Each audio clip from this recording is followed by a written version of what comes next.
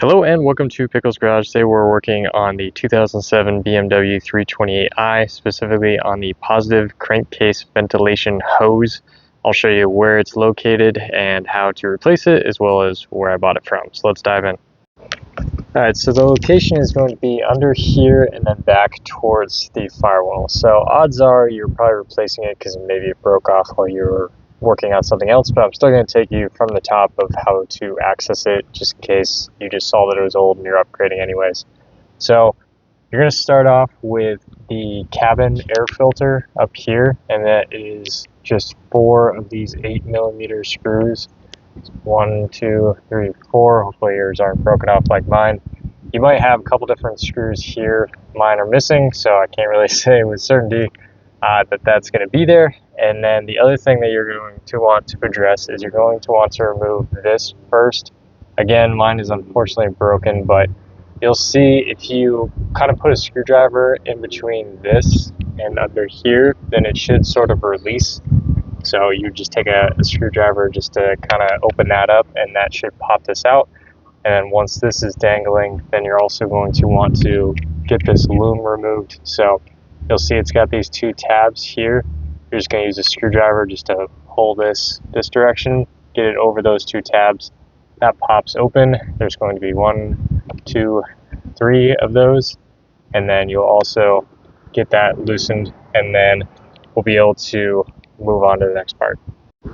Okay, so with the air filter removed, we're going to remove these panels here. They just have these plastic sort of tabs that you have to lift up, and then this will be set aside, and that will expose these size 8mm screws. And then there should be like a grommet thing that goes right here and holds this down, but mine is missing. So we'll go ahead and get this removed.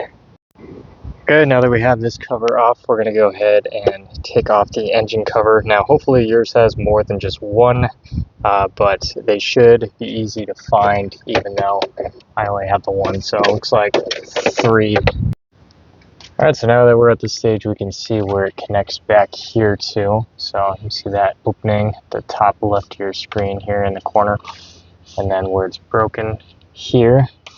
And that feeds under this. You can see it there, next opening, and it carries on back to about that point here. So that's one of the legs, and then the other one is down a ways back. Let's see, excuse the spider webs, but it goes straight down that way. So naturally, what is the biggest thing in our way is going to be this. So it's got a series of screws. Naturally, there's some wires that we want to try and avoid. Some of the stuff we can kind of lift and move out of the way. Other stuff we'll probably want to remove just so that we have a little bit more leash, but for the most part, I'm just going to kind of shift this out of the way. So I'm going to try and not remove as much as possible and just focus on replacing the part, but we are going to need to get most of this out of the way. So let's dive into the specifics. So unless yours is broken like mine, we're going to go ahead and disconnect that rear piece first, which now that you have plenty of exposure to, you should be able to look down and it'll look something like this. And you just have to pinch these sides like this, and that should remove enough tension for it to pop up. Mine is extremely stiff, and so it ended up breaking on me just while I was struggling with it. But the design is that you pinch this and then it'll pull straight back. So we're going to remove that first. Now working our way back, I'm going to go ahead and get this sensor removed. So you just have to pinch this and then slide it back. It's a little easier with 2 hands, but it's just going to pinch this, slide it back. The next thing is going to be this line right here. I'm going to go ahead and remove this. It's just a bracket holding this line, and I don't want to forget it later. It's going to be a VT27. It's going to look like that, and we're just going to undo that real quick, and then like I said, I will pull that sensor.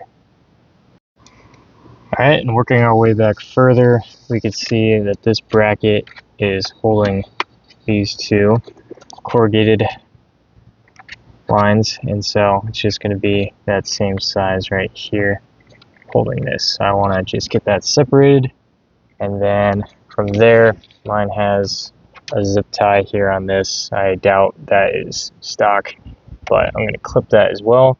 And then these eventually will probably have to get unplugged, but I'm going to try and gamble that I can get this twisted out of the way enough that I don't need to. So the next thing that I'm going to be focusing on are all these individual bolts and nuts that are holding this in place. So let me go ahead and knock those out. Alright, so this is going to be about a 7/16 or an 11. Both are pretty close, but like I said, we're just going to go ahead and start undoing these.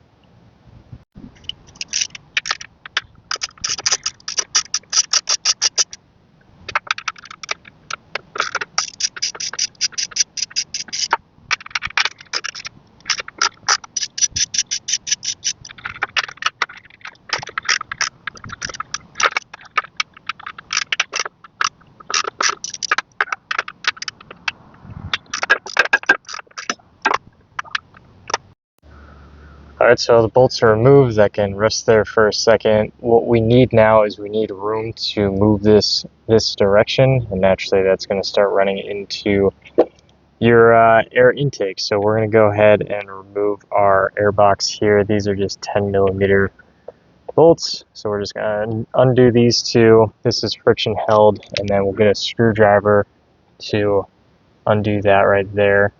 And then this, you can just remove the plug. You just have to move that plastic piece that you see right there and just slide it to the side, and then you're good. And then just if you're going to come back to the project or whatever, always use sandwich bags. Just fill out what you're going to be setting aside, and then that way you can have an easier time putting it back together later on. But let me go ahead and get those removed, pull this out, and we'll go from there. So still trying to remove as little as possible, but you'll just kind of run into little things. Like I said, I'm probably going to end up having to remove these just depending on how much leash it gives me, but I am for a fact already running into this plug here. So I'm going to remove it, as you just saw me do. You just have to lift this metal up, which you can do with your hands, no issue. And then I'll just clip it back in so I don't lose this little thing. There we go, like so. Set it aside. Don't forget it. And then we'll go ahead and try and see if that gave us enough. Looks like it did. Alright, so now I'm going to reach underneath it so that we can start getting to the piece that we're removing. Okay, so we're at the point where the inevitable takes place, where a decision has to be made. Now, I believe, because this is all connected, naturally the part I'm trying to remove and replace and everything is connected to this, that in a best case scenario, I completely remove this and then I can access the parts that I'm trying to replace and all be good. And that's kind of the proper way to do it. However, I also believe that I might have enough room to reach under there and replace it without actually fully removing it. Now, again, that is kind of your call. I will, real quick in a nutshell, go over what I see that you would need to remove in order to get the entire thing out. Obviously, you need to snake it through. So I think if you remove this piece, that will give you a little bit more room. I might remove it anyways, just so I can move back a little further. Naturally, this plug is going to start getting in the way again, which I don't think would be that difficult. It just goes through here.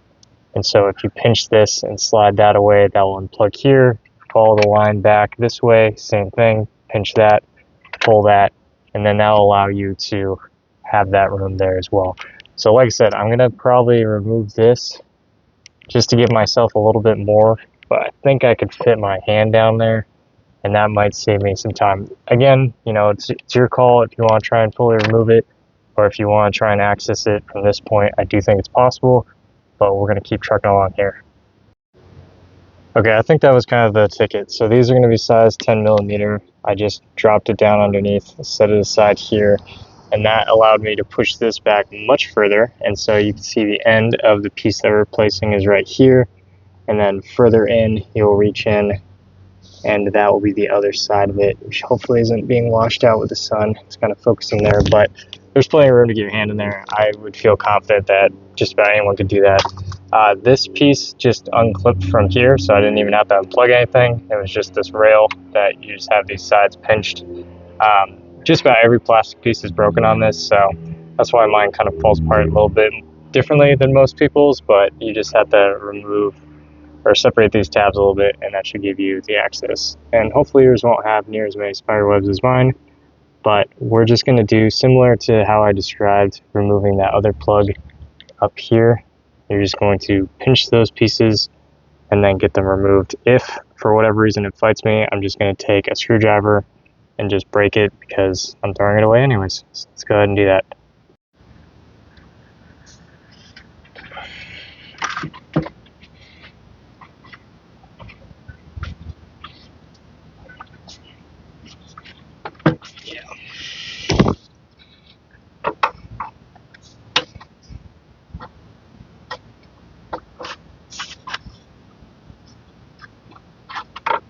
Trying to be careful not to break the stuff that's not coming with me, but I can break this. I usually just stick a screwdriver in there, twist it like that, and that removes the tension, and it should pop straight up. Come on. Wow, this is like super old plastic. Does not want to go easy. There we go. So that's one. And I just have to follow the old brick road back to this one. Do the same thing. Actually, this one might be loose enough. Come on. Oh, I'm going to have to do the screwdriver on that one too. And there we go. It just pulls right out. I had to break it just to give myself a little bit better room. Like I said, you're replacing it. You can do whatever you want to it. So we're going to get rid of all this crap. Now, installing the new one will be pretty easy. We're just going to have to snake it through and then just start press fitting each of these. They should be better conditioned plastic, so should just pop in place. If you're wondering where you can find this piece, I just got it on Rock Auto. It's going to look like this. There it is. So we'll go ahead and start putting it in place. I'm just going to open it up and we'll line her up.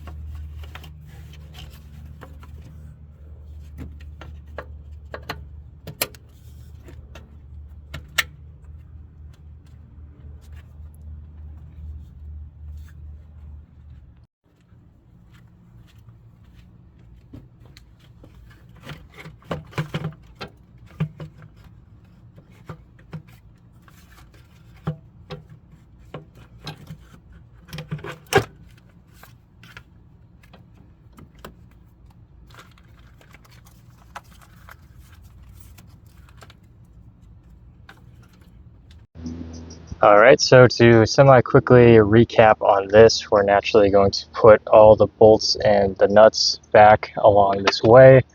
We're also going to replace the screw that was here. We're going to pop this into place on this upper level here. It just pops in like the other ones you saw, just clicks right into place. We're going to replug this in. Probably could have left it, to be honest, now that I saw how much leash it kind of was giving. So, but we'll reconnect that now. And then if you undid this one, go ahead and reconnect that. This is going to be 10 millimeter, reconnect that, and then re-plug in this. Don't forget that either. And then we're going to go ahead and put our airbox back in. So let me do that. And then we're going to make sure to plug in our map sensor here. Alright, and then once again, this is friction held, size 10, size 10. Re-plug in your map sensor. Make sure all of these are cinched tight. Alright, so we got our engine cover back on. Again, hopefully you have more than just one, but we're going to go ahead and now get to the rest of the pieces here. And then we're going to be replacing this big thing right here, which is only held on by a couple of these in the front. So those are 8 millimeter. Once again, it's going to look exactly like this on the other side. And then you should have a sort of rubber thing that goes in between that, pinches it. Mine's missing, but then you'll go ahead, place this cap back on, and then we'll put the air filter on.